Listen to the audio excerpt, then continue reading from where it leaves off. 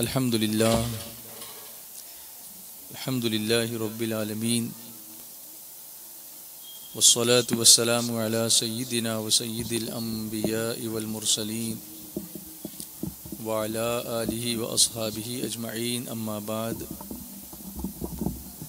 فأعوذ بالله من الشيطان الرجيم بسم الله الرحمن الرحيم وَلِلَّهِ عَلَى النَّاسِ حِجُّ الْبَيْتِ مَنِ اسْتَطَاعَ إِلَيْهِ سَبِيلًا صدق الله العظيم وبلغنا رسوله النبي الأمين المختار الكريم ونحن على ذلك لمن الشاهدين والشاكرين والحمد لله رب العالمين۔ شمع رسالت کے پروانوں، میرے پیارے آقا صلی اللہ علیہ وسلم کے پیارے دیوانوں، سب مل کر جس طرح سے میں پڑھا ہوں محبت کے ساتھ بلند آواز سے پڑھیں۔ الصلاۃ والسلام علیک یا رسول اللہ، الصلاۃ والسلام علیک یا رسول اللہ، الصلاۃ والسلام علیک یا حبیب اللہ، الصلاۃ والسلام علیک یا حبیب اللہ، الصلاۃ والسلام علیک یا نبی اللہ، الصلاۃ والسلام علیک یا نبی اللہ، وعلی آلک وعلی آلک واصحابک واصحابک یا نور اللہ۔ یا نور اللہ۔ یہ خصوصی محفل ہمارے عمران بھائی صاحب کی سفر حج کے شکرانے کے تعلق سے ہے۔ اللہ تعالیٰ انہیں حج مقبول عطا فرمائے، حج مبرور عطا فرمائے۔ اور ہماری یہاں پر جو بیٹھک ہے آج، یہ جو مجلس ہے، محفل نعت ہے اور بات ہے، وہ یہ تڑپ اپنے اندر پیدا کرنے کے لیے ہے کہ آج یہ جا رہے ہیں، اللہ تعالی ہمیں وہ دن دیکھنا جلدی نصیب فرمائے کہ جب ہم خانہ کعبہ کو اپنی آنکھوں سے دیکھیں اور گنبد خضرا کی زیارت کا شرف حاصل کریں۔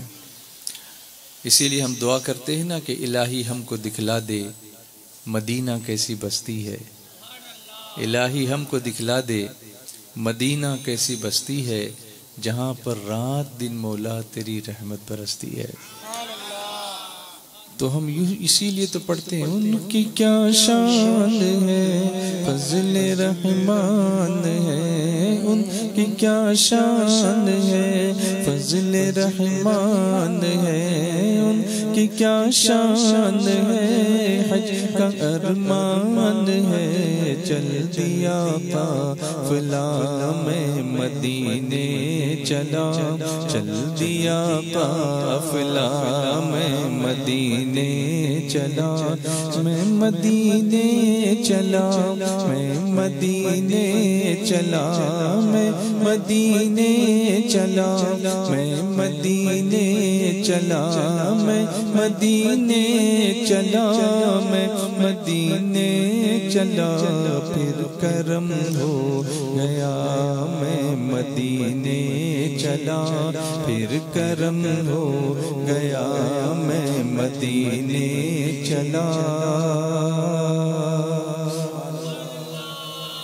میں گناہگار ہوں، سخت بدکار ہوں، میں گناہگار ہوں، سخت بدکار ہوں، بخشوانے خطا میں مدینے چلا، بخشوانے خطا میں مدینے چلا، میں مدینے چلا، میں مدینے چلا، میں مدینے چلا، میں مدینے چلا، پھر کرم ہو گیا میں مدینے چلا، پھر کرم ہو گیا میں مدینے چلا۔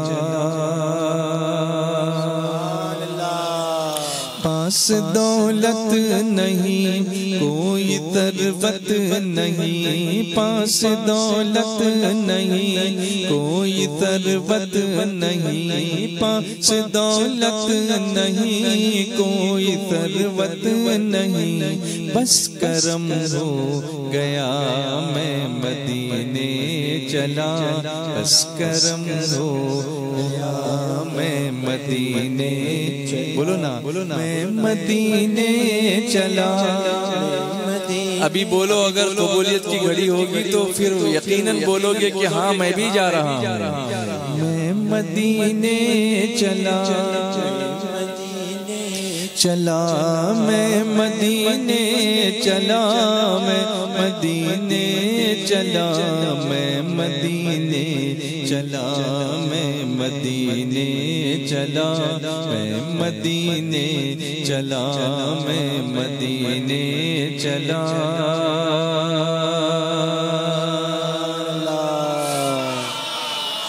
فیض ہے غوث کا، شاہ مخدوم کا،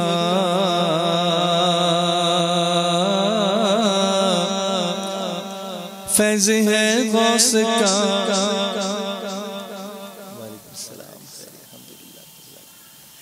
فیض ہے غوث کا، شاہ مخدوم کا، فیض ہے غوث کا، شاہ مخدوم کا، لے کے ماں کی دعا میں مدینے چلا، لے کے ماں کی دعا میں مدینے چلا، میں مدینے چلا،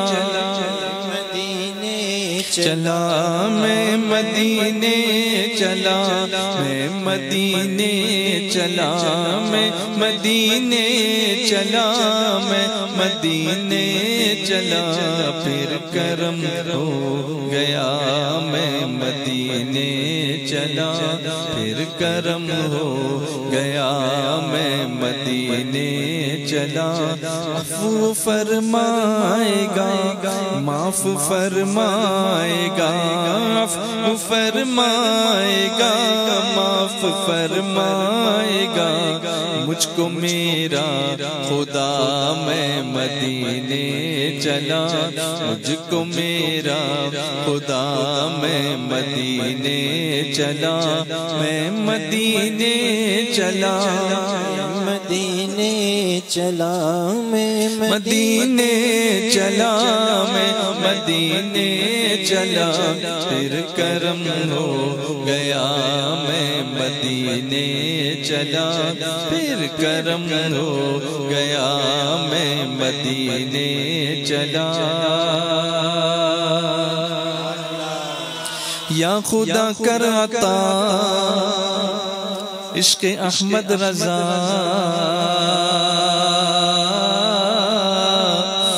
یا خدا کر عطا عشق احمد رضا، مانگتا یہ دعا میں مدینے چلا، مانگتا یہ دعا میں مدینے چلا، میں مدینے چلا، میں مدینے چلا، میں مدینے چلا، میں مدینے چلا، میں مدینے چلا، میں مدینے چلا، میں مدینے چلا، میں مدینے چلا، میں مدینے چلا، میں مدینے چلا، میں مدینے چلا، میں مدینے چلا،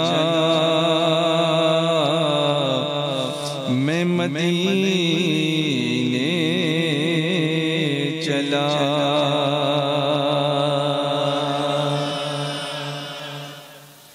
ایک مرتبہ بلند آواز سے درود شریف پڑھ لیجئے۔ صلی اللہ علی النبی الامی و آلہ صلی اللہ علیہ وسلم، صلاۃ و سلام علیک یا رسول اللہ۔ جی ہاں، میں بولنے ہی والا تھا کہ کبھی بھی جب میں آؤں نا تو مجھے ایسی کرسی مت دو جس کے اندر میں دھنس جاؤں۔ یہ کرسیاں دکھتی تو بہت اچھی ہیں لیکن جی درود شریف پڑھ لیجئے۔ اللہم صلی وسلم وبارک علی سیدنا محمد وعلی آلہ وصحبہ اجمعین۔ اس کرسی میں دولہے اچھے لگتے ہیں کہ وہ ان کے لیے ایک ہاں وہ اوکیجن ہوتا ہے، اور اس میں پھر ہاتھ رکھنے کا بھی وہ، اس سے یہ پتہ چلا کہ ہر وہ چیز جو اچھی دکھتی ہے وہ اچھی ہی ہے ایسا کوئی ضروری نہیں ہے۔ اس کو ہم کو چیک کرنا چاہیے کہ واقعی یہ کمفرٹیبل ہے یا نہیں ہے۔ دنیا میں بہت ساری چیزیں اچھی دکھتی ہیں لیکن وہ ہمارے لیے فائدہ مند نہیں ہوتی. گناہ میں لذت ہوتی ہے، گناہ میں کشش ہوتی ہے، لیکن گناہ میں عزت نہیں ہوتی.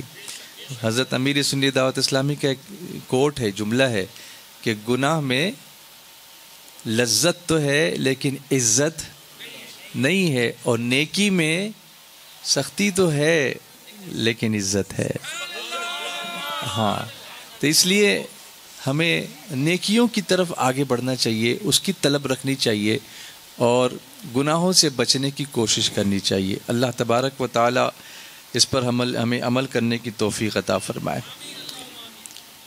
حج کے لیے جا رہے ہیں. خانہ کعبہ کی بہت ساری فضیلتیں ہیں، اور ان فضیلتوں میں سے ایک فضیلت یہ ہے کہ خانہ کعبہ امن والا شہر ہے. امن کس کو بولتے ہیں؟ ابھی بہت سارے لوگ بیچارے گجراتی کی وجہ سے یہ اردو کے الفاظ بھی جلدی سے سمجھ نہیں پاتے. امن مطلب ایسا کہ جو بھی وہاں آئے گا اس کو کوئی نقصان نہیں ہوگا، اس کو کوئی تکلیف نہیں دے گا. جی ہاں، یہ ٹھیک ہے.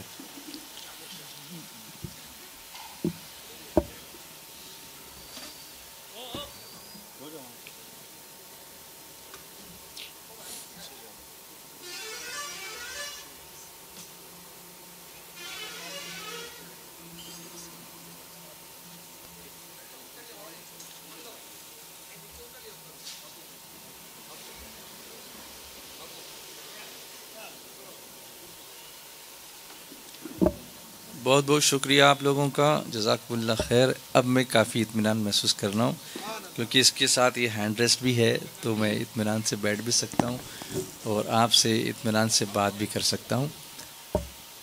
تو عرض کر رہا تھا کہ شہر مکہ کو حضرت ابراہیم علیہ السلام سے اور مناسک حج، جو مناسک حج مطلب حج میں جو جو کام کیے جاتے ہیں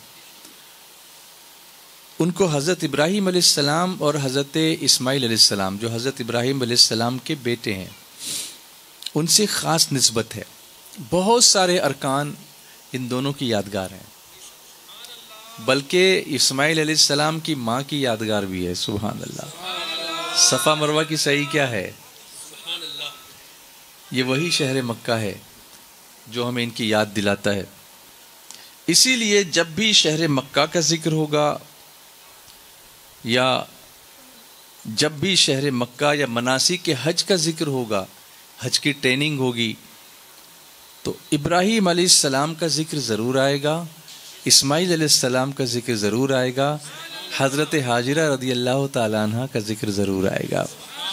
ہم ہسٹری میں جاتے ہیں، down the memory lane we go and we try to memorize, we try to recall how Hazrat Ibrahim alayhi salam came to Makkah Mukarramah, how Hazrat Ismail alayhi salam came to Makkah Mukarramah, in what state they came to Makkah Mukarramah, and how did they construct the Kaabatullah Sharif, کس طریقے سے انہوں نے خانہ کعبہ کی بنیادیں رکھی، کیسے اس کو تعمیر فرمایا. یہاں تک کہ شہر مکہ کے بارے میں حضرت سیدنا ابراہیم علیہ السلام نے ایک دعا فرمائی تھی. اس دعا کو اللہ تعالیٰ نے قرآن پاک میں ذکر فرمایا. یہ دعائے خلیل ہے. اس دعا کو اللہ قرآن پاک میں ذکر فرماتا ہے. اسی سے آپ اس دعا کی مقبولیت کا اور اس کی عظمت کا اندازہ لگا لیجئے. اللہ تبارک و تعالی ارشاد فرماتا ہے وَإِذْ قَالَ إِبْرَاهِيمُ رَبِّ اجْعَلْ هَذَا الْبَلَدَ آمِنًا. اور یاد کرو جب ابراہیم نے عرض کی اے میرے رب اس شہر کو امن والا کر دے. یہاں جو آئے گا وہ امان پائے گا، جو یہاں آئے گا وہ امان پائے گا. اسی لیے حدود حرم میں جو شخص داخل ہو گیا نا، اب اس کو کوئی قتل نہیں کر سکتا جب تک کہ وہ حدود حرم کے اندر ہے. ایسی امان اللہ تبارک و تعالیٰ نے عطا فرمائی، وہ شہر مکہ ہے. سبحان اللہ. اور جس کے بارے میں ہم لوگ نہیں پڑھتے رہتے ہیں، کون شہر مکہ میں صبح صبح آیا ہے، کون شہر مکہ میں صبح صبح آیا ہے، جس کے نور سے عالم سارا جگمگایا ہے جس کے نور سے عالم سارا جگمگایا ہے کون شہر مکہ میں صبح صبح آیا ہے جس کے نور سے عالم سارا جگمگایا سارا جگمگایا ہے غیب سے ندا آئی آمنہ مبارک ہو غیب سے ندا آئی آمنہ مبارک ہو تو نے رحمت حق سے نور حق کا پایا ہے تو نے رحمت حق سے حق کا پایا ہے بولو کون شہر مکہ میں صبح صبح آیا ہے جس کے نور سے عالم سارا جگمگایا سارا جگمگایا ہے تین ندا شب اسرا ادن منی اے محبوب تین ندا شب اسرا ادن منی اے محبوب بے دھڑک چلے آؤ ہم نے ہی بلایا ہے بے دھڑک چلے آؤ ہم نے ہی بلایا ہے کون شہر مکہ میں صبح آیا ہے بولو جس کے نور سے عالم سارا جگمگایا ہے یا نبی چلے آؤ انتظار کرتے ہیں یا نبی چلے آؤ انتظار کرتے ہیں آپ کے غلاموں نے بزم کو سجایا ہے آپ کے غلاموں نے بزم کو سجایا ہے بولو کون شہر مکہ کا صبح صبح آیا ہے جس کے نور سے عالم سارا جگمگایا سارا جگمگایا سارا جگمگایا ہے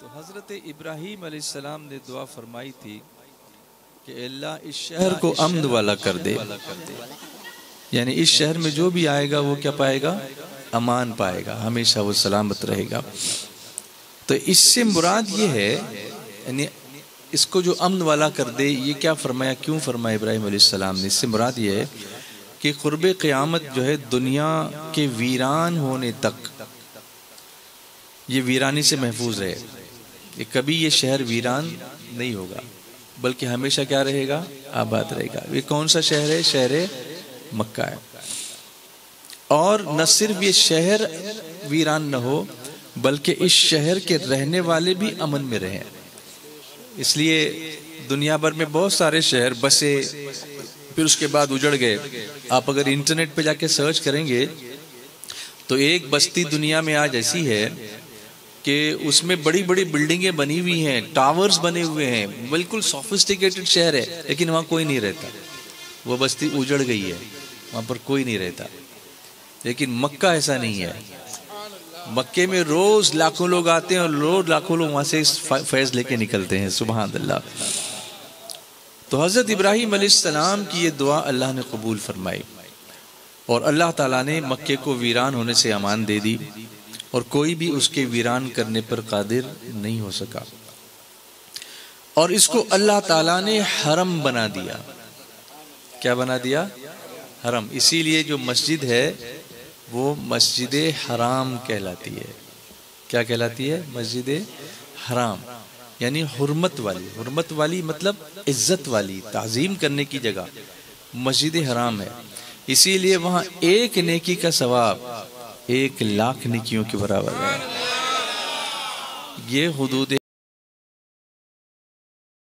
حرم کی بات میں کر رہا ہوں. ایک نیکی کا ثواب 1,00,000 کے برابر. لیکن اس کی عظمت یہ ہے اور اس کی حرمت یہ ہے اور اس کا وقار یہ ہے کہ ایک گناہ بھی 1,00,000 لکھا جاتا ہے. یعنی آپ اچھا کرو گے تو اچھا بھی پاؤ گے، لیکن خبردار جو برا کیا تو برائی 1,00,000 لکھی جائے گی. یہ اس کی عظمت ہے. یعنی جتنا بینیفٹ ہے، اگر آپ نے اس بینیفٹ کی بجائے کچھ اور کرنے کی کوشش کی تو پھر چھوڑا نہیں جائے گا. پھر اس کے بارے میں بھی لکھا جائے گا کہ آپ نے یہ اتنا کیا اور 1,00,000 کیا. 1,00,000 ثواب بھی ہے تو 1,00,000 گناہ بھی ہے. ہاں، مدینے کی بات دوسری ہے. مدینے میں ایک نیکی 50,000 کی ہے. دکھنے میں کم دکھتی ہے بظاہر، مگر ایک گناہ ایک ہی لکھا جاتا ہے. اس کا مطلب یہ نہیں کہ مدینے جا کے گناہ کیا جائے، مطلب یہ نہیں ہے، لیکن یہ حضور کی خصوصی رحمت ہے. سبحان اللہ. اعلیٰ حضرت لکھتے ہیں آسی بھی ہیں چہیتے یہ طیبہ ہے زاہدو. آسی یعنی گناہگار. آسی بھی ہیں چہیتے یہ طیبہ ہے زاہدو. مکہ نہیں کہ جانچ جہاں خیر و شر کی ہے. مکے میں دونوں دیکھا جا رہا ہے. خیر کتنا کرتا ہے وہ بھی دیکھا جا رہا ہے اور شر کتنا کرتا ہے وہ بھی دیکھا جا رہا ہے. لیکن مدینے میں دیکھا جا رہا ہے کہ یہ اگر گناہ کرتا ہے تو یا اللہ میں تیری رحمت سے اس کا ایک ہی لکھنا، اور نیکی کرتا ہے تو 50,000 لکھ دینا. سبحان اللہ. اسی لیے تو اعلیٰ حضرت لکھتے ہیں طیبہ نہ صحیح افضل مکہ ہی بڑا زاہد. طیبہ نہ صحیح افضل مکہ ہی بڑا زاہد. ہم عشق کے بندے ہیں، کیوں بات بڑھائی ہے. ماشاء اللہ ماشاء اللہ. تو اس میں اللہ نے اس کو حرم بنایا. بہت جلدی آپ لوگ ایسے بیانات کا موقع نہیں ہوتا کہ مکے کی فضیلت کہیں بیان کی جاؤ. تو حج کے جو ٹریننگ کیمپس ہوتے ہیں اس میں بھی ارکان حج کا معاملہ اتنا ہوتا ہے کہ گلبرگہ شریف میں پورے 2 دن بولتا ہوں حاجیوں کی ٹریننگ کے لیے. 2 days کنٹینیوس ٹریننگ کیمپ ہوتا ہے. صبح 10 بجے سے لے کے رات کو عشاء تک کے چلتا ہے، مگر پھر بھی پورا نہیں ہوتا بیان کر کے. اتنی فضیلتیں اور اتنے ارکان اور اتنی تفصیلات. وہ کہتے ہیں تیسرا دن بھی رکھو. حاجی صاحبان بولتے ہیں یہ اللہ کا شکر ہے الحمدللہ. اتنی فضیلتیں. آپ کے یہاں بھی حج کیمپ ہوتے ہوں گے، حافظ عبدالرحیم صاحب آتے ہوں گے ماشاءاللہ. آپ بھی کرتے ہوں گے؟ کرتے ہیں ماشاءاللہ. اللہ قبول فرمائے.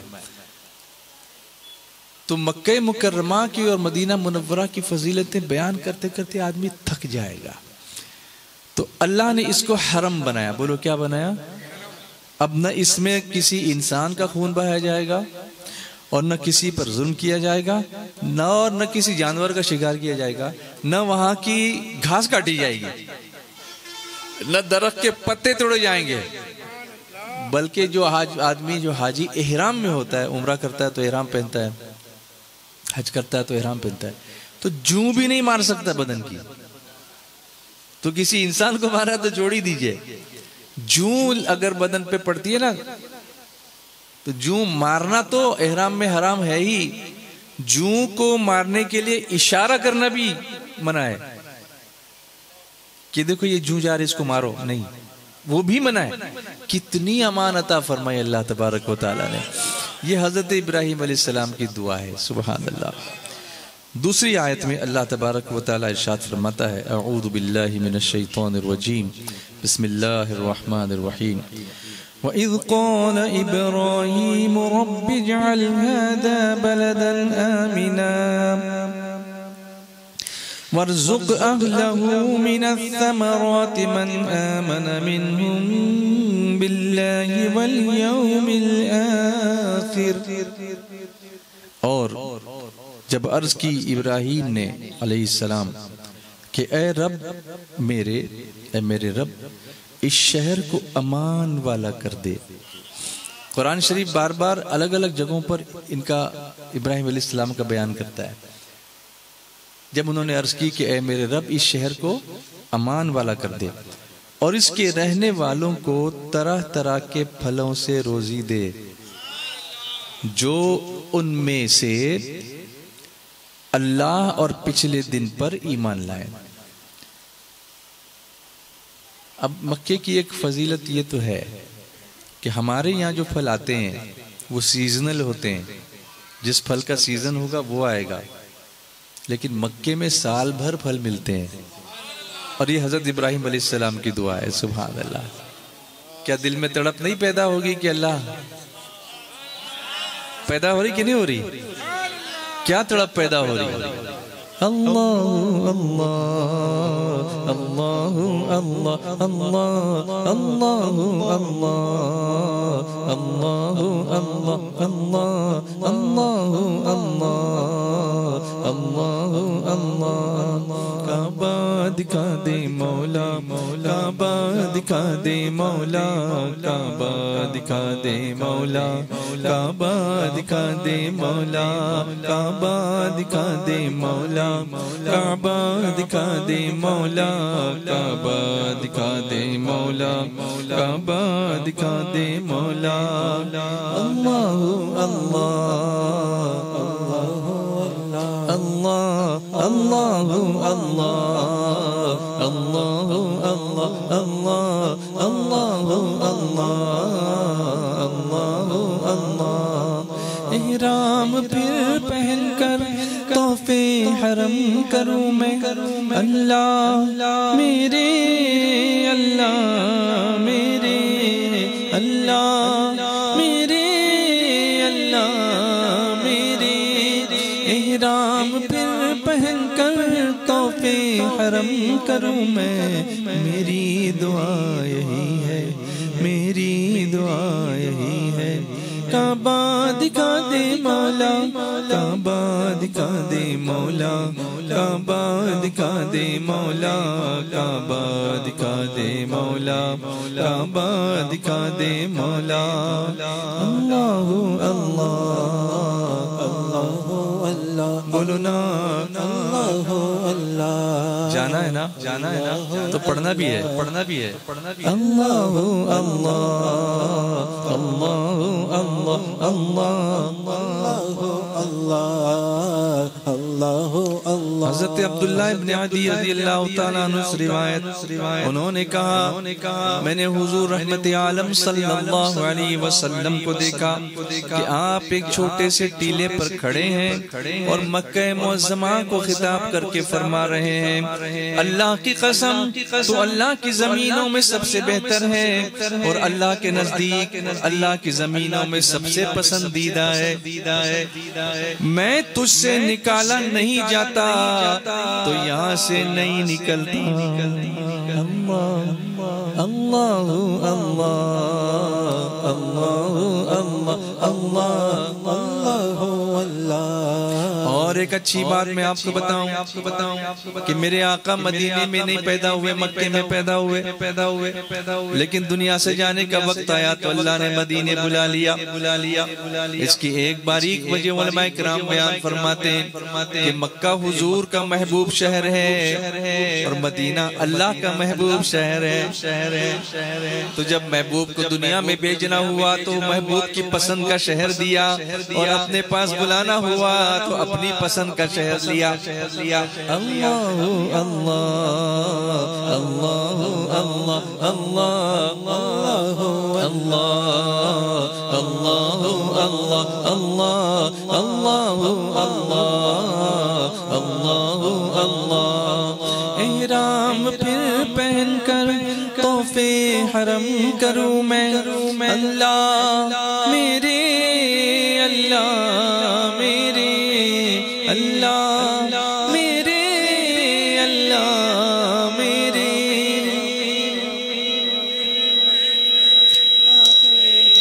احرام پھر پہن کر تحفے حرم کروں میں، میری دعا یہی ہے.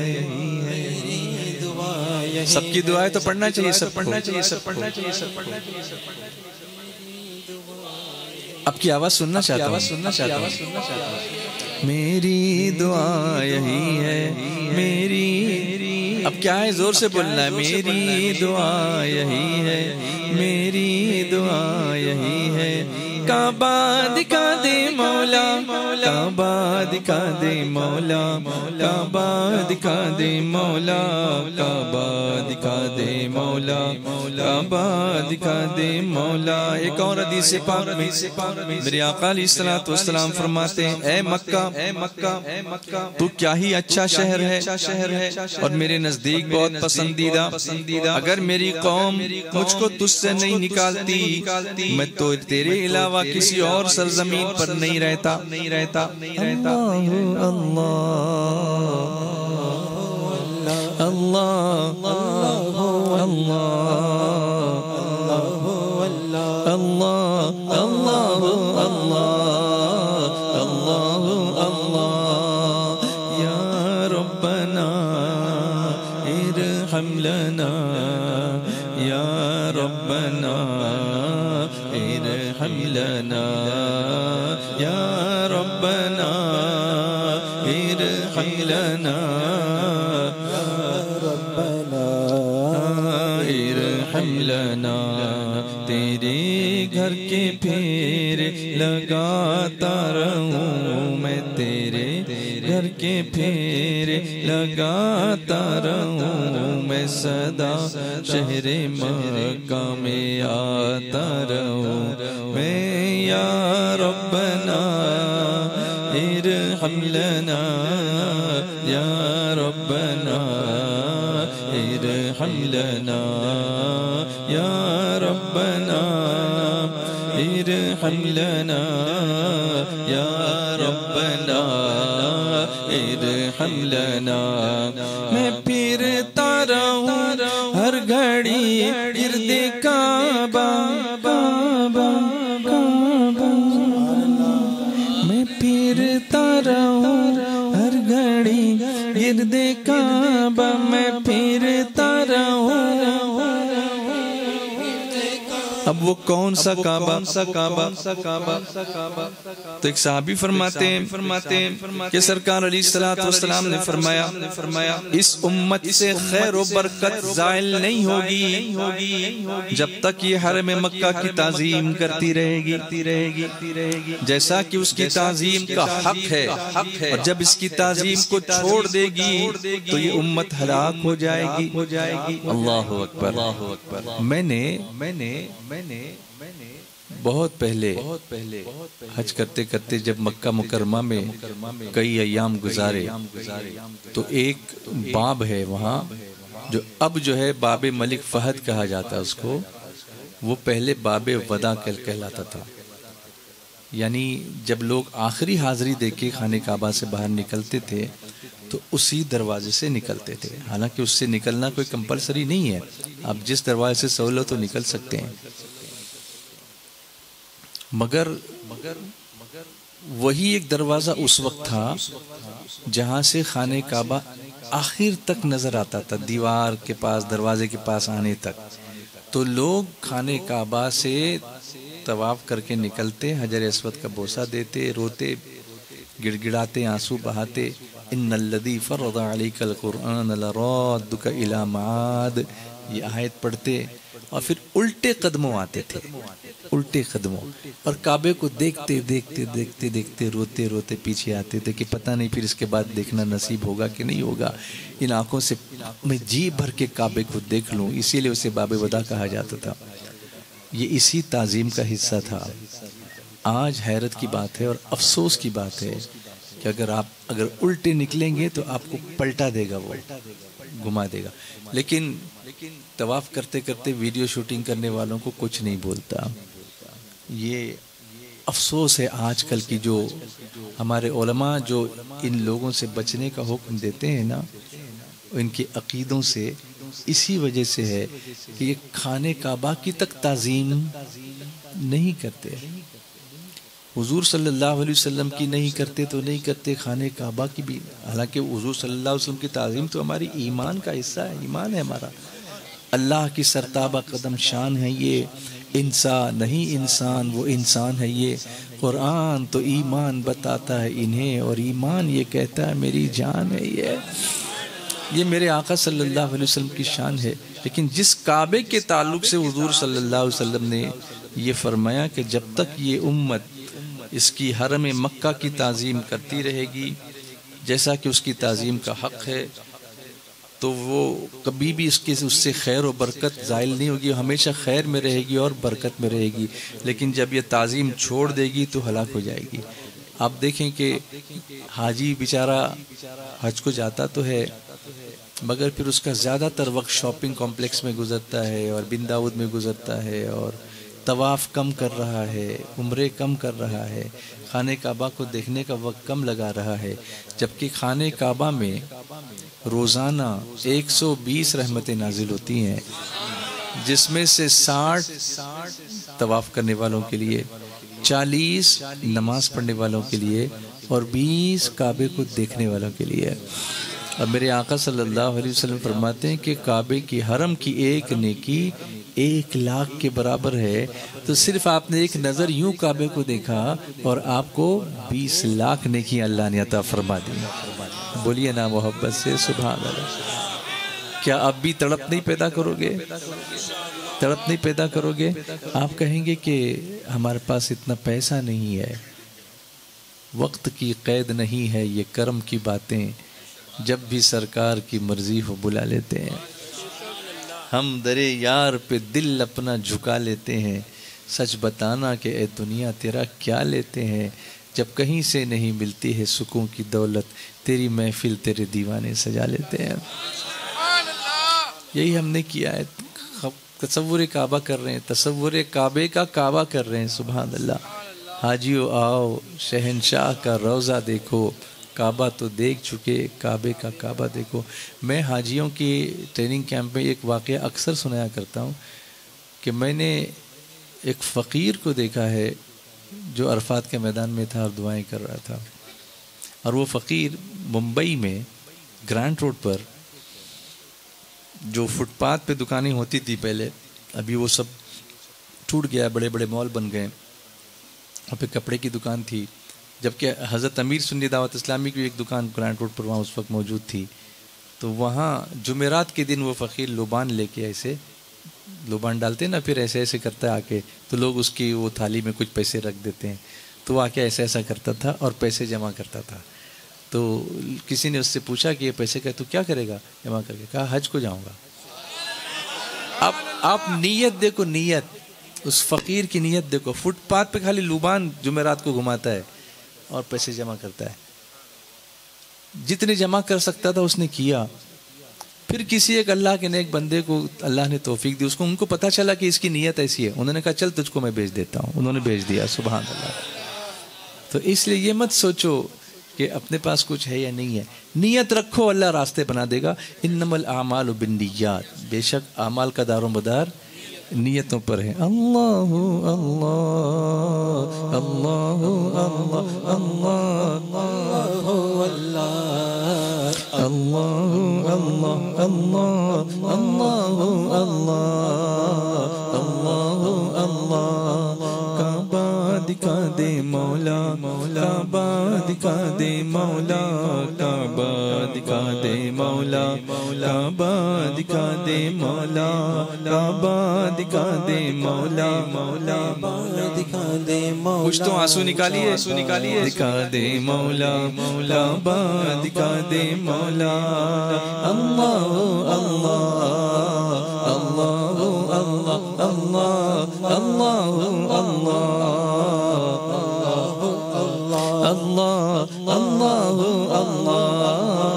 اللہ اللہ۔ مینار اونچے اونچے دکھلا دے تو حرم کے، اللہ میرے اللہ میرے اللہ میرے اللہ میرے، مینار اونچے اونچے دکھلا دے تو حرم کے، پستی میں زندگی ہے، پستی میں زندگی ہے، کعبہ دکھا دے مولا، کعبہ دکھا دے مولا، کعبہ دکھا دے مولا، کعبہ دکھا دے مولا، کعبہ دکھا دے مولا، اللہ اللہ اللہ اللہ اللہ اللہ اللہ اللہ اللہ یا ربنا ارحم لنا، ربنا ارحم لنا، بولو نا یا ربنا ارحم لنا۔ یہ بھی ایک دعا ہے کہ اللہ یہ موقع دے دے طواف کریں، یا ربنا ارحم لنا، یا ربنا ارحم لنا۔ میں پیتا رہوں ہر گھڑی آب زم زم زم زم زم زم زم زم، میں پیتا رہوں ہر گھڑی آب زم، پڑھیے نا، میں پیتا رہوں ہر گھڑی آب زم۔ یہاں کوئی ایک 10 ml کی بوتل دے دیتا ہے، دیکھیں قطرہ قطرہ سنبھال کے رکھتے ہو اور پیتے ہو، وہاں تو پورا کنواں تمہارے سامنے موجود ہے۔ سبحان اللہ سبحان اللہ۔ اور آپ کو نہیں پتا ہے، میں نے اس کنویں کو اپنی آنکھوں سے دیکھا ہے الحمدللہ۔ جب وہاں جانے کا موقع ملتا تھا، اس وقت سے میں حج کرتا ہوں، تو میں نے دیکھا ہے، اس کے چشمے کو دیکھا ہے، وہاں 2 رکعت نفل بار بار پڑھی ہے کنویں کے پاس الحمدللہ، اور وہاں دعائیں کی، اللہ کا شکر الحمدللہ۔ تو پانی اس طرح نکلتا ہے جیسے کوئی فورس نہیں، پمپ لگا کے کوئی پانی فورس سے پھینک رہا ہو، اس طرح اس کے چشمے زمزم کے وہاں ابلتے ہیں، جبکہ وہ زمین ایسی ہے کہ وہاں کہیں پانی نہیں ملتا ہے۔ اس کے باوجود اللہ کی قدرت اور اسماعیل علیہ السلام کے قدموں کی برکت، سبحان اللہ۔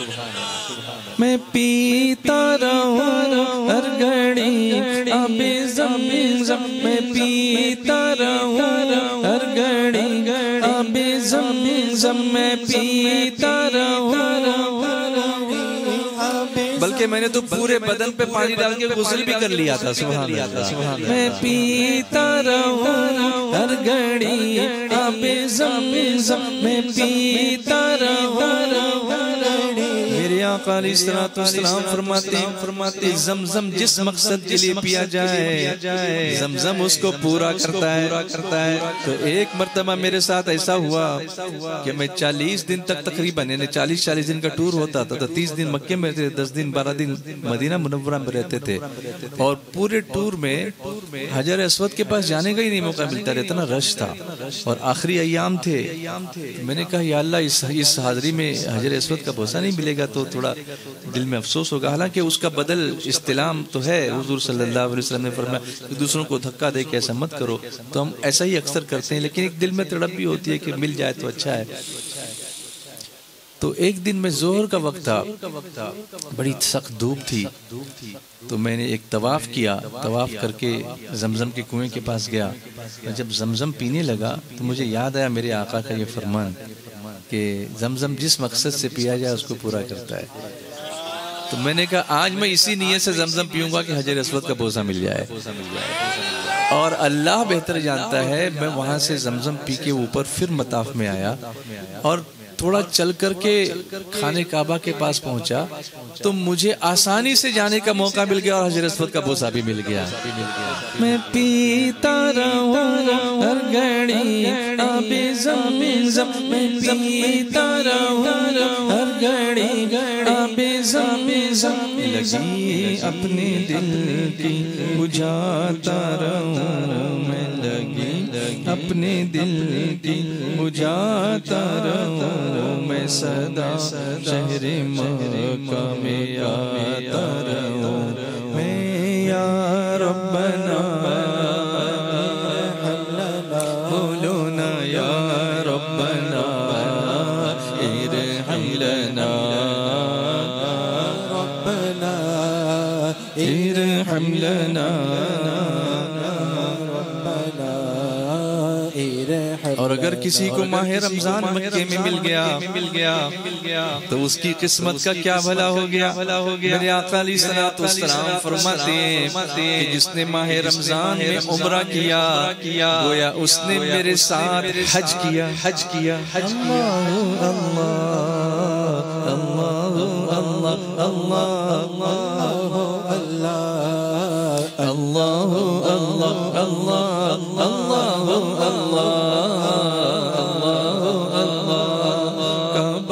دکھا دے مولا کعبہ دکھا دے مولا کعبہ دکھا دے مولا کعبہ دکھا دے مولا اللہ اللہ۔ آواز نہیں آ رہی آپ کی؟ اللہ اللہ حضرت ابراہیم علیہ السلام سے پہلے مکہ بالکل چٹیل میدان تھا، نہ کوئی وہاں جاندار رہتا تھا، نہ دانا پانی کا کوئی انتظام تھا، نہ وہاں پر کسی کا گھر تھا، دور دور تک ریتلی زمین تھی اور پہاڑ تھے، اس کے علاوہ کچھ بھی نہیں تھا، کچھ نظر ہی نہیں آتا تھا۔ لیکن جب اللہ تعالیٰ کو مکے کو آباد کرنا منظور ہوا تو اللہ نے ابراہیم علیہ السلام کو یہ سعادت عطا فرمائی، اور قرآن مقدس میں اللہ تبارک و تعالیٰ نے جو ان کو حکم دیا تھا، اس کے بعد جو انہوں نے خانہ کعبہ کی تعمیر فرمائی، اس کا ذکر قرآن پاک میں اللہ نے کس طرح سے فرمایا۔ اعوذ باللہ من الشیطان الرجیم، بسم اللہ الرحمن الرحیم۔ ربنا انی اسکنت من ذریتی بواد غیر ذی زرع عند بیتک المحرم ربنا لیقیموا الصلاة فاجعل أفئدة من الناس تهوي إليهم وارزقهم من الثمرات لعلهم يشكرون۔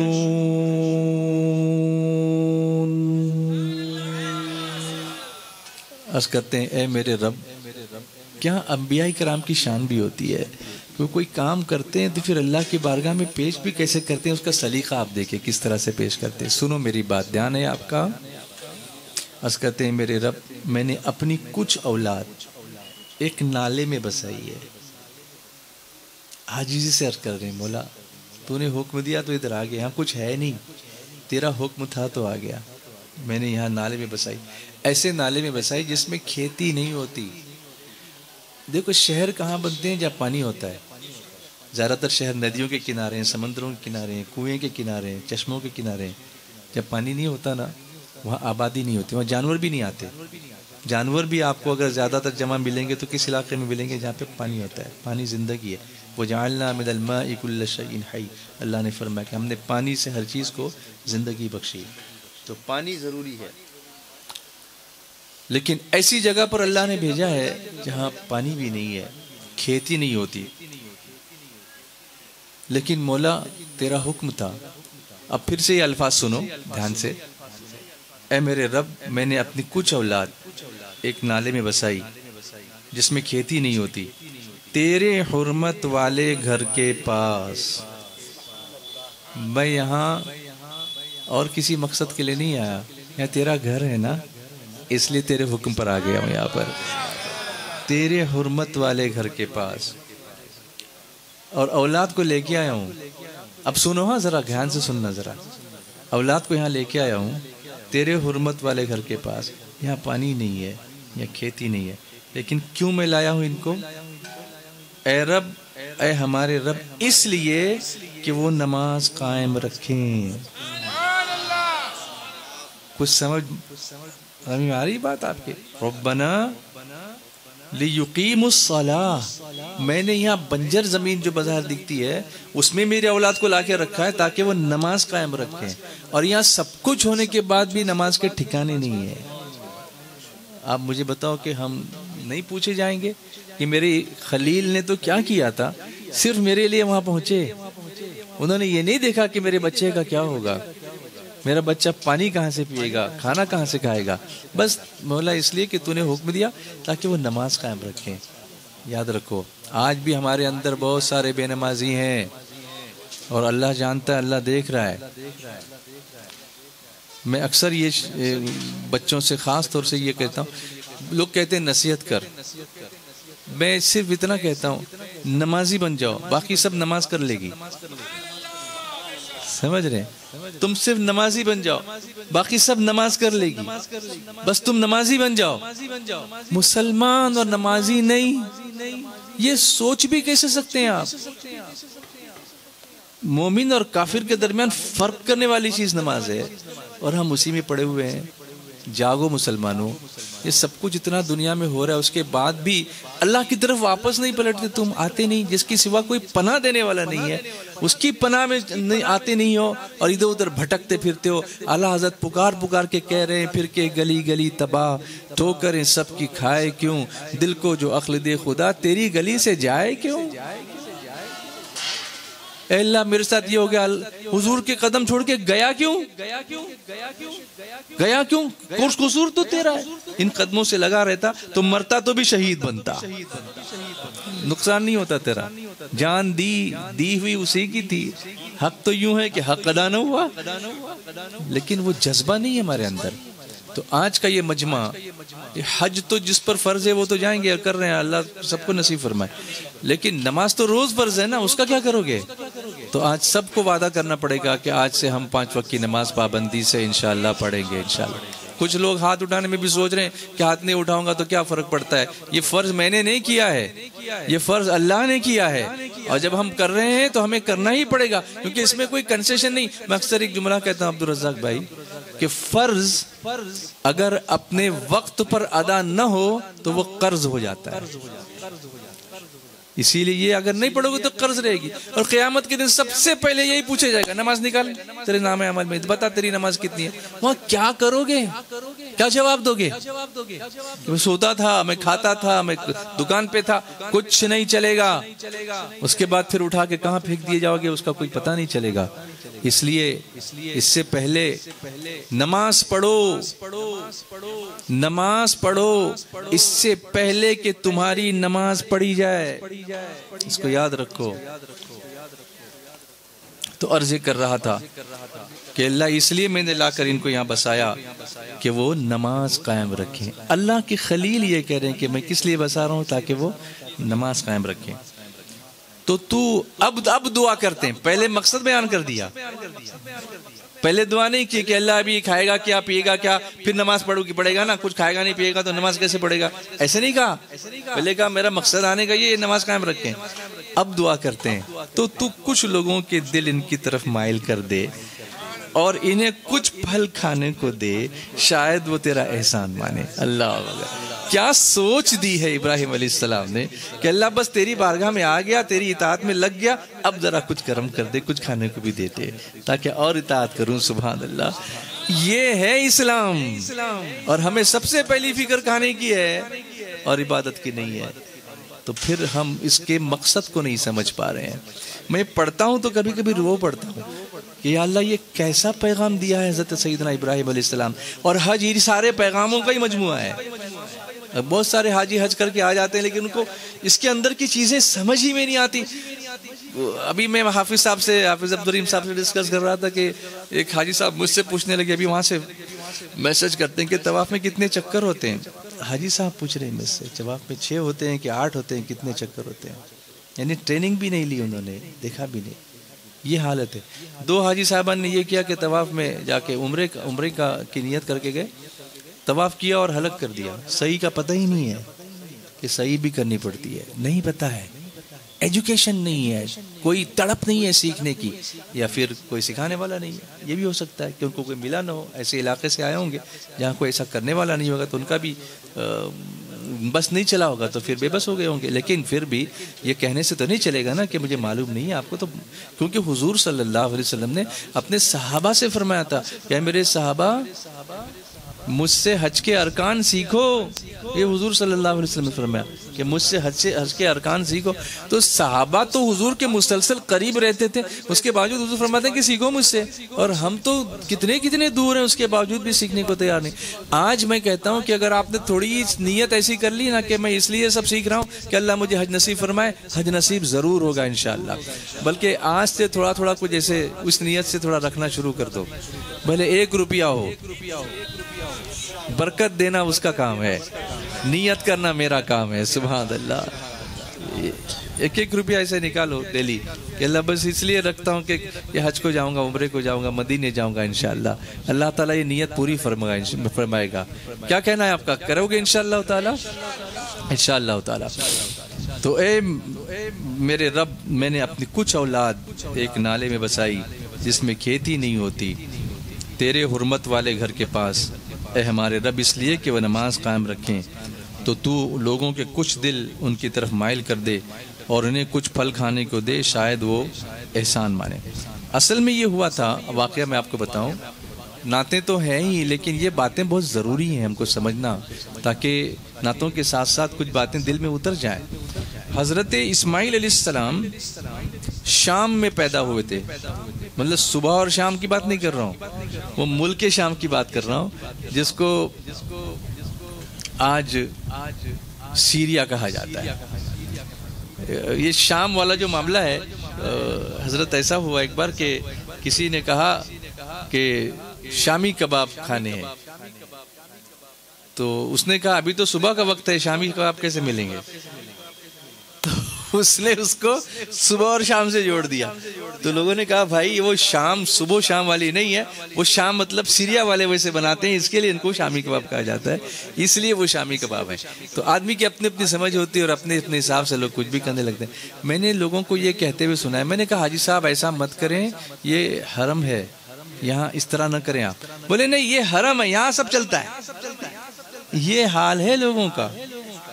کیا کہا انہوں نے؟ یہ حرم ہے، یہاں سب چلتا ہے. میں نے کہا تمہارے گھر کے پاس کی مسجد میں جو نہیں چلتا وہ مسجد حرام میں چلتا ہے؟ تو یہ تو دیکھ کہ تو کہاں چلتا ہے، کس جگہ کھڑا ہے تو. یہ حرم ہے، اس کو اللہ نے عزت والا گھر بنایا. ان دا بیتک المحرم کہا نا کہ تیرے عزت والے گھر کے پاس، تیرے حرمت والے گھر کے پاس. تو حضرت اسماعیل علیہ السلام کی بات میں کر رہا تھا. وہ کہاں پیدا ہوئے؟ بولو. شام میں. کس کے بطن سے پیدا ہوئے؟ حضرت ہاجرہ کے. ابراہیم علیہ السلام کی بیوی ایک اور تھی، ان کا نام تھا حضرت سارہ رضی اللہ تعالی عنہا. ان سے کوئی اولاد ابراہیم علیہ السلام کو نہیں تھی، حضرت سارہ سے کوئی اولاد نہیں تھی. اور حضرت ہاجرہ سے جب نکاح کیا تو ان سے حضرت اسماعیل علیہ السلام پیدا ہوئے. تو اس سے انہیں رشک پیدا ہوا. اب یہ جو باتیں سمجھنے کی یوں ہیں کہ اللہ تعالیٰ کبھی کبھی اس کے ذریعے کچھ دوسرے اسباب بناتا ہے، اس کی حکمتیں کچھ اور ہوتی ہیں، ہم کو کچھ اور لگتا ہے، تو اس لیے اس پر اپنے معاملات پہ اس کو قیاس نہیں کرنا چاہیے. ان کو رشک پیدا ہوا تو انہوں نے حضرت ابراہیم علیہ السلام سے کہا کہ آپ ہاجرہ کو اور ان کے بیٹے کو لے کے کہیں اور چلے جائیے، ان کو مجھ سے جدا کر دیجیے. تو حضرت ابراہیم علیہ السلام کے ذریعے سے اللہ نے اپنی حکمت سے ایک سبب پیدا کیا تھا کہ ان کو مکہ جانا ہے. چنانچہ ان پر وحی آئی کہ آپ حضرت اسماعیل علیہ السلام کو اس سرزمین پر لے کر جائیں جس کو اب مکہ مکرمہ کہتے ہیں. تو دونوں ساتھ میں سرزمین شام سے حرم میں تشریف لائے اور کعبہ مقدسہ کے نزدیک آپ وہاں پر پہنچے. اس وقت جیسا کہ میں نے بتایا کوئی آبادی نہیں تھی، کوئی چشمہ نہیں تھا، کوئی پانی نہیں تھا. ایک توشے دان میں چند کھجوریں تھیں اور ایک برتن میں پانی تھا. وہ انہوں نے حضرت ہاجرہ کو دیا اور حضرت اسماعیل علیہ السلام تو دودھ پیتے بچے تھے اس وقت. اب واپس ہوئے اور مڑ کر بھی نہیں دیکھا. یہ توکل دیکھی ابراہیم علیہ السلام کا. مڑ کر بھی پیچھے نہیں دیکھا کہ میرے بچے کا کیا ہوگا، میری بیوی کا کیا ہوگا. اللہ نے فرمایا جاؤ تو جاؤ، چھوڑو تو چھوڑو. ادھر لا کے چھوڑ دیا. اللہ اکبر. حضرت ہاجرہ نے پوچھا کہ آپ کہاں جاتے ہیں اور ہم کو یہاں چھوڑے ہوئے جاتے ہیں، کوئی ہے نہیں ادھر. لیکن آپ نے اس کا کوئی جواب نہیں دیا.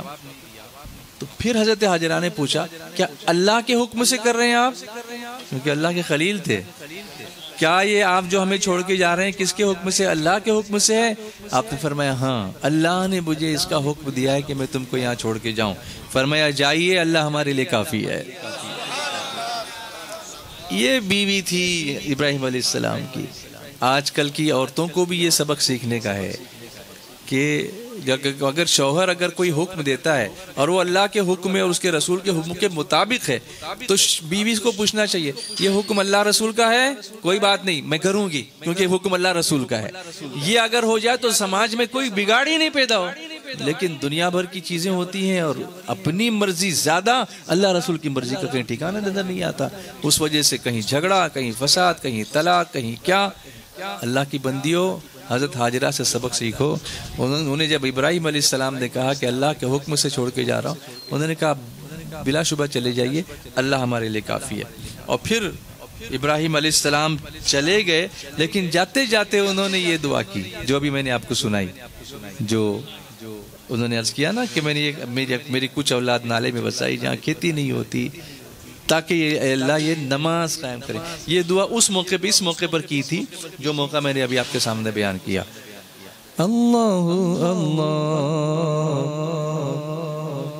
اللہ اللہ اللہ اللہ اللہ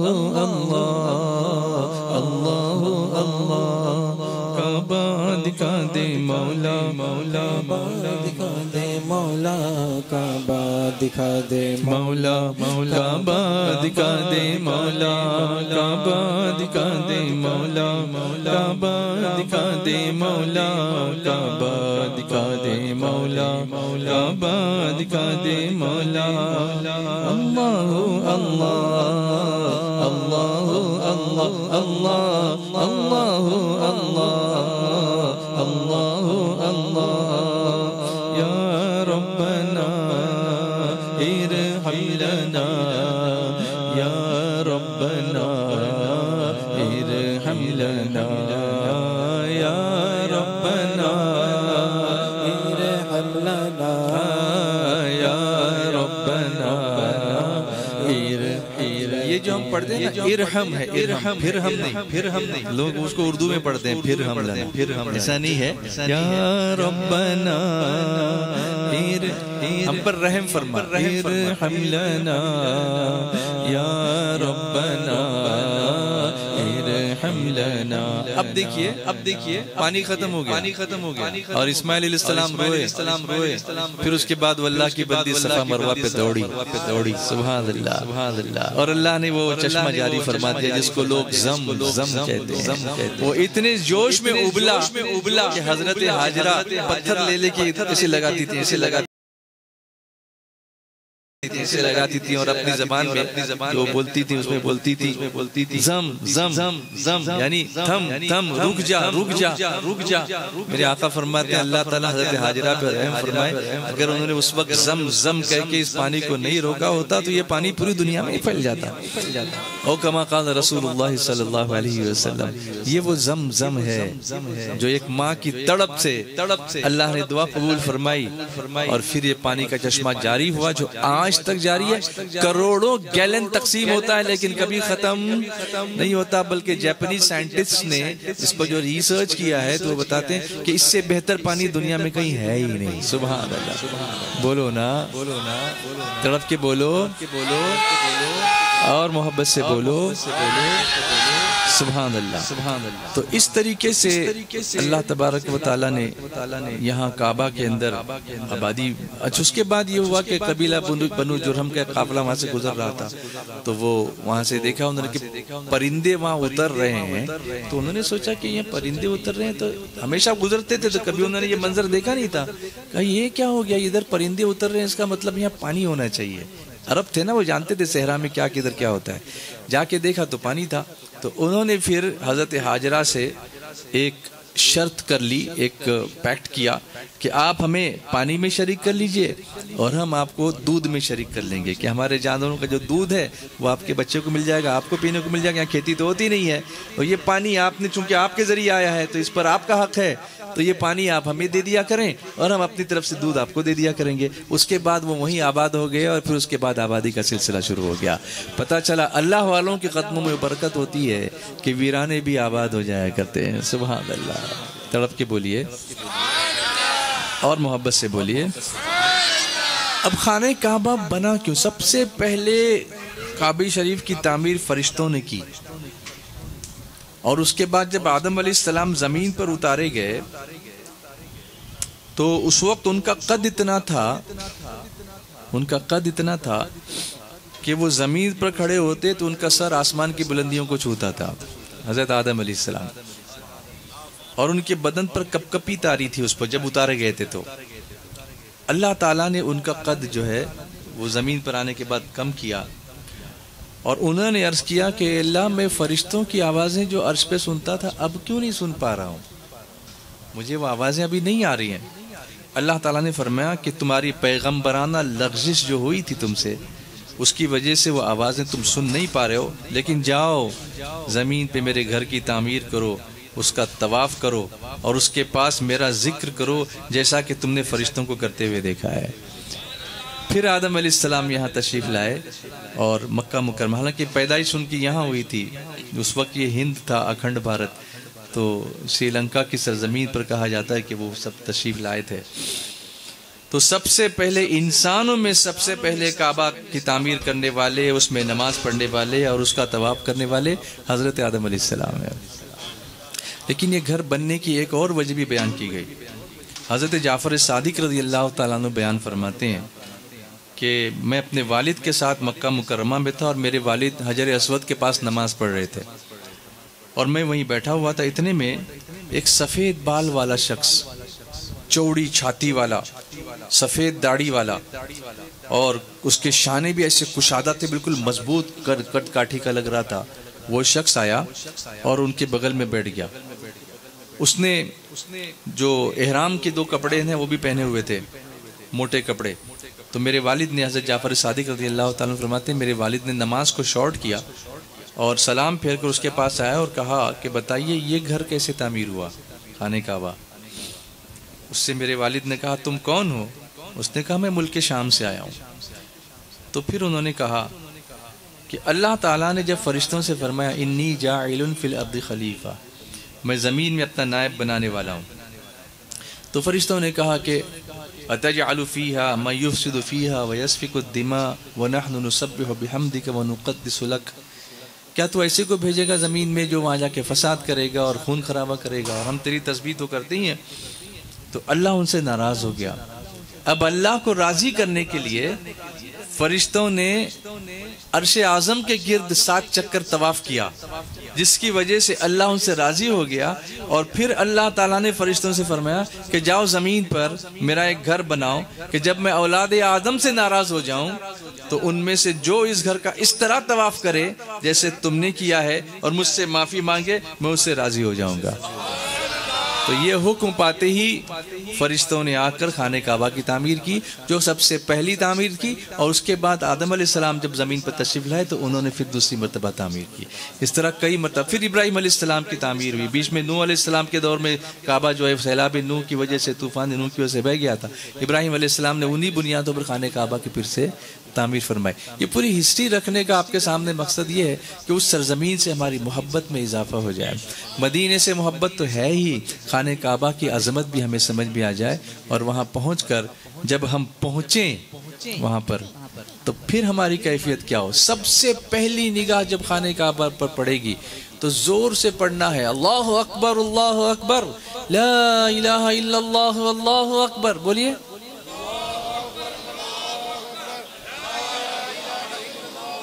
یہ اس جذبے سے پڑھیں گے آپ کعبے کے سامنے، ذرا اور اچھی طرح پڑھیے اللہ اکبر اللہ اکبر۔ حیرت سے خود کو کبھی دیکھتا ہوں اور دیکھتا ہوں کبھی میں حرم کو، حیرت سے خود کو کبھی دیکھتا ہوں اور دیکھتا ہوں کبھی میں حرم کو لایا کہاں مجھ کو میرا مقدر لایا کہاں مجھ کو میرا مقدر اللہ اکبر اللہ اکبر بولو اللہ اکبر اللہ اکبر کعبے کی رونق کعبے کا منظر کعبے کی رونق کعبے کا منظر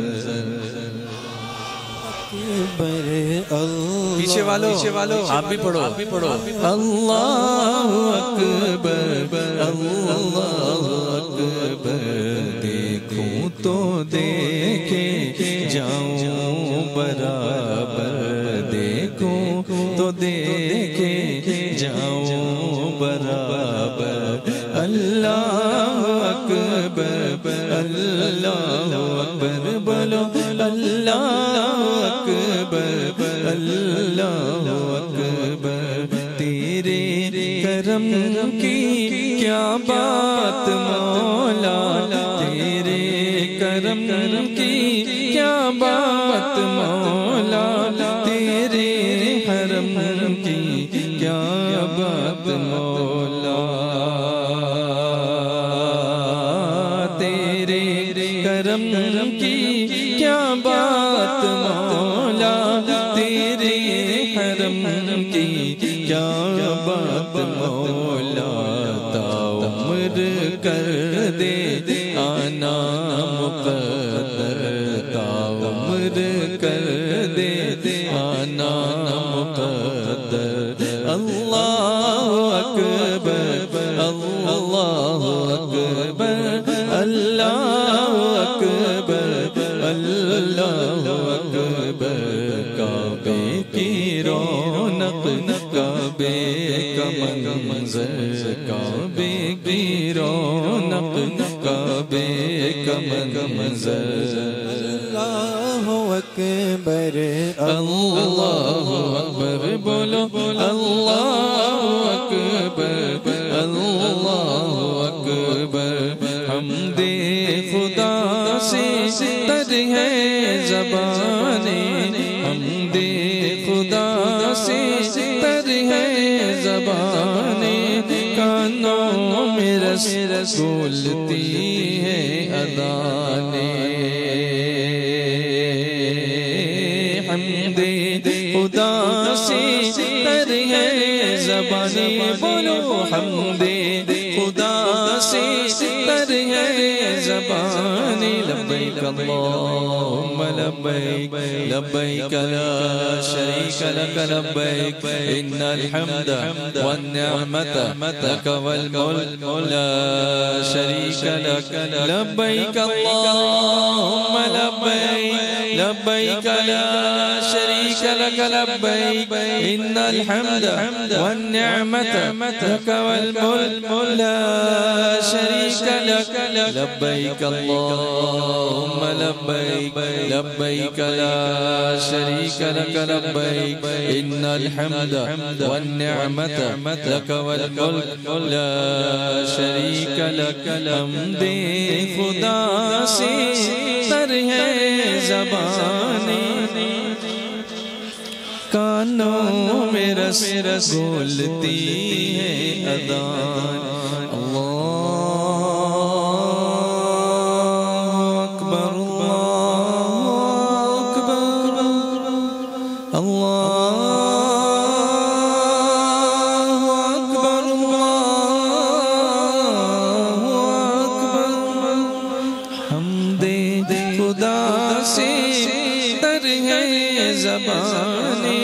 کانوں میں رسولتی ہے اذانیں بس ایک صدا رہی ہے برابر بس ایک صدا رہی ہے برابر اللہ اکبر اللہ اکبر بولو اللہ اکبر اللہ اکبر کعبے کی رونق رونق کعبے کا منظر کعبے کی رونق کعبے کا منظر اللہ اکبر اللہ اکبر بولو اللہ اکبر اللہ اکبر بھیجا ہے جنت سے تجھ کو خدا نے چوما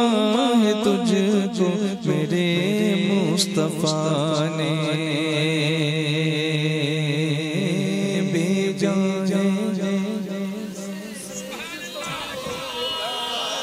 بھیجا ہے جنت سے تجھ کو خدا نے چوما ہے تجھ کو میرے مصطفیٰ نے اے حجر اسود تیرا مقدر اے حجر اسود تیرا مقدر اللہ اکبر اللہ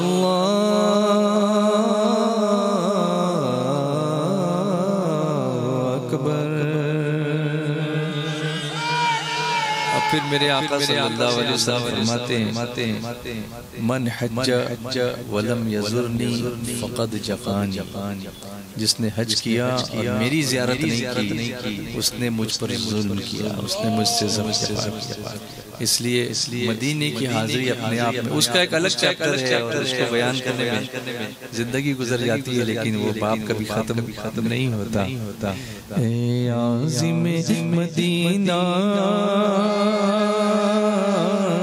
جا جا نبی سے کہنا اے عازم مدینہ جا جا نبی سے کہنا سوزے غم و علم سے اب جل رہا ہے سینہ کہنا کہ دل میں لاکھوں ہر مرے ہوئے کہنا کہ حسرتوں کے نشتر